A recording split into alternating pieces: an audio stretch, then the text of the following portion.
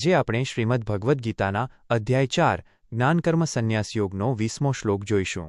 ગઈકાલે ભગવાને સમજાવ્યું હતું કે જેના બધા જ કાર્યો લાલચ અને અહંકાર વગરના હોય છે તેવા પુરુષને જ જ્ઞાનીઓ પંડિત કહે છે.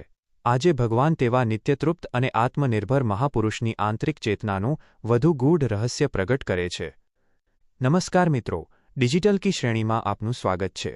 ગઈકાલે શ્લોક 19માં આપણે જોયું કે જે વ્યક્તિના તમામ પુરુષાર્થો અંગત સ્વાર્થ અને અહંકારના સંકલ્પથી રહિત હોય છે તેના કર્મો જ્ઞાનરૂપી અગ્નિમાં ભસ્મ થઈ જાય છે અને વિદ્વાનો તેને જ અસલી પંડિત કહે છે.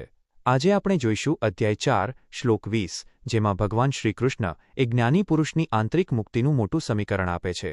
ભગવાન કહે છે કે જે માણસ કર્મફળની આસક્તિ છોડીને પોતાની અંદર જ સંતુષ્ટ રહે છે તે બહારથી બધાય કાર્યો કરતો હોવા છતાં વાસ્તવમાં કંઈ જ નથી કરતો. 1. સંપૂર્ણ સંસ્કૃત શ્લોક.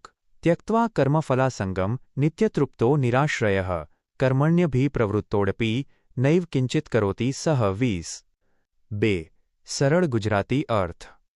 શ્રી ભગવાન બોલ્યા, જે પુરુષ કર્મ અને તેના ફળની આસક્તિનો સંપૂર્ણ ત્યાગ કરીને ત્યક્ત્વા કર્મફલ આસંગમ સદા પોતાની અંદર જ સંતુષ્ટ રહે છે, નિત્યતૃપ્ત અને બહારના કોઈ આશ્રય પર નિર્ભર નથી રહેતો, નિરાશ્રય તે સંસારના કર્મોમાં બધી જ રીતે પ્રવૃત્ત હોવા છતાં પણ કર્મણી અભિપ્રવૃત્ત અપી વાસ્તવમાં કંઈ જ કરતો નથી, ન એવ કિંચિત કરોતિ સહ. 3 અને 4 પ્રશ્નો અને તેના ઉત્તરો. 1. આ શ્લોક મુજબ જ્ઞાની પુરુષ સૌથી પહેલા શેનો ત્યાગ કરે છે? જવાબ: કર્મફલાસંગમ, કર્મ અને તેના પરિણામ સાથે જોડાયેલી આસક્તિ કે લાલસાનો. 2. નિત્યતૃપ્ત શબ્દનો ચોક્કસ અર્થ શો થાય? જવાબ: નિત્ય એટલે હંમેશા અને તૃપ્ત એટલે સંતુષ્ટ. જે બહારની પરિસ્થિતિઓ બદલાવા છતાં અંદરથી સદા આનંદિત અને સંતુષ્ટ રહે છે તે. 3.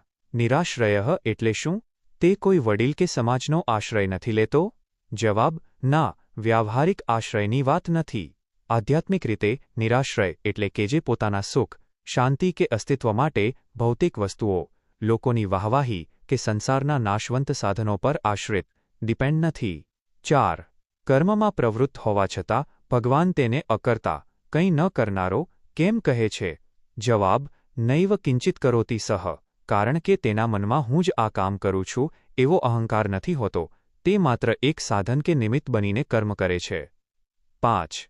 અભિપ્રવૃત્ત શબ્દનો અર્થ શો થાય? જવાબ: બહુ સારી રીતે, પૂરી લગન, શિસ્ત અને સક્રિયતા સાથે કાર્યોમાં પરોવાયેલા રહેવું તે. 6. આ શ્લોક આપણને કઈ ભ્રમણામાંથી મુક્ત કરે છે? જવાબ: તે એ ભ્રમ તોડે છે કે મુક્ત થવા માટે અકર્મણ્ય, આળસુ બનીને બેસી રહેવું પડે. માણસ 24 કલાક પ્રવૃત્તિમાં રહીને પણ મુક્ત રહી શકે છે. 7. ત્યક્ત્વા શબ્દનો અર્થ સંસ્કૃતમાં શો થાય? જવાબ: છોડીને અથવા સંપૂર્ણપણે ત્યાગ કરીને. 8. મનુષ્ય બહારના આશ્રય પાછળ કેમ દોડે છે? જવાબ: કારણ કે તે અંદરથી અધૂરો, અતૃપ્ત અનુભવે છે, તેથી તે બહારની વસ્તુઓ કે લોકો દ્વારા સુખ મેળવવાનો ભ્રામક પ્રયત્ન કરે છે. 9. આ શ્લોક આપણને કઈ જીવનશૈલી અપનાવવાની પ્રેરણા આપે છે? જવાબ: તે આપણને આત્મનિર્ભર, સેલ્ફ કન્ટેન્ડ અને અનાસક્ત બનીને શ્રેષ્ઠ પુરુષાર્થ કરવાની પ્રેરણા આપે છે. 10. આ શ્લોક કયા અધ્યાયનો છે? જવાબ: 4થા અધ્યાયનો 20મો શ્લોક. 5. જીવનનો ઉદ્દેશ. 1. આંતરિક સંતોષ અને આત્મનિર્ભરતા કેળવવી, cultivating inner contentment and emotional independence. ભગવાન નિત્યતૃપ્ત અને નિરાશ્રયના 2 અદ્ભુત સૂત્રો આપે છે. જીવનનો એક મોટો ઉદ્દેશ એ છે કે આપણી ખુશી કે માનસિક શાંતિ બહારના ફેક્ટર્સ જેમ કે અન્ય લોકોના અભિપ્રાયો, સોશિયલ મીડિયાની વાહવાહી કે ક્ષણિક નફો પર નિર્ભર ન હોવી જોઈએ. જ્યારે તમે તમારી મહેનત અને પ્રામાણિકતા પર ભરોસો રાખીને અંદરથી સંતુષ્ટ થાઓ છો ત્યારે તમારી કાર્યક્ષમતા બમણી થઈ જાય છે. 2. પૂરી સક્રિયતા સાથે ઉત્કૃષ્ટ કાર્યશૈલી, absolute external engagement with core ethics, કર્મણ્યભિપ્રવૃત્તોડપી. ગીતા આપણને ક્યારેય કામ ચોરી કે આળસ નથી શીખવતી. એક પ્રોફેશનલ, ટેકનિશિયન કે લીડર તરીકે આપણો ઉદ્દેશ આપણા રોજિંદા કાર્યો, વાયરિંગ કૌશલ્ય કે ડિજિટલ પ્રોજેક્ટ્સમાં 100% ફોકસ અને ઉર્જા સાથે પ્રવૃત્ત રહેવાનો છે. કામ એટલું પરફેક્ટ હોવું જોઈએ કે જોનાર દંગ રહી જાય, પણ હૃદયમાં પરિણામનો કોઈ તણાવ ન હોવો જોઈએ. 3.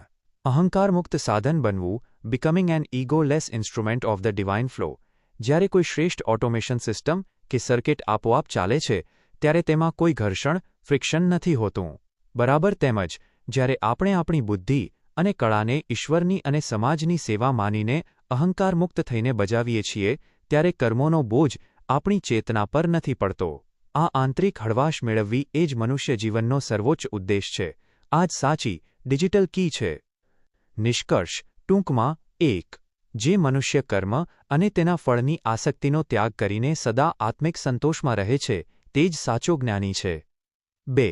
તે સંસારના તમામ આવશ્યક કાર્યોમાં પૂરી લગનથી પ્રવૃત્ત હોવા છતાં અહંકારના અભાવે કર્મોથી બંધાતો નથી. 3.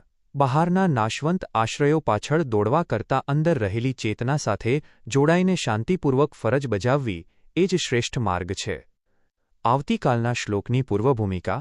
આવતીકાલે આપણે જોઈશું અધ્યાય 4, શ્લોક 21, નિરાશીર્યત ચિત્તાત્મા ત્યક્ત સર્વ પરિગ્રહ, જેમાં ભગવાન આ જ્ઞાની પુરુષની વ્યાવહારિક દિનચર્યા અને સાધનાની વધુ ઊંચી અવસ્થા બતાવશે કે જેની કોઈ લાલસા નથી, જેણે મન અને બુદ્ધિને જીતી લીધા છે અને જેણે બધી જ સંગ્રહવૃત્તિ પરિગ્રહનો ત્યાગ કર્યો છે. તે માત્ર શરીર ચલાવવા માટે જ કર્મ કરે છે અને પાપ કે બંધનથી મુક્ત રહે છે અને પાપ કે બંધનથી મુક્ત રહે છે. આ પવિત્ર સ્થિતિને સમજવા માટે જોડાયેલા રહો. આવતીકાલે ફરી મળીશું રાત્રે 8 વાગ્યે. જય શ્રી કૃષ્ણ.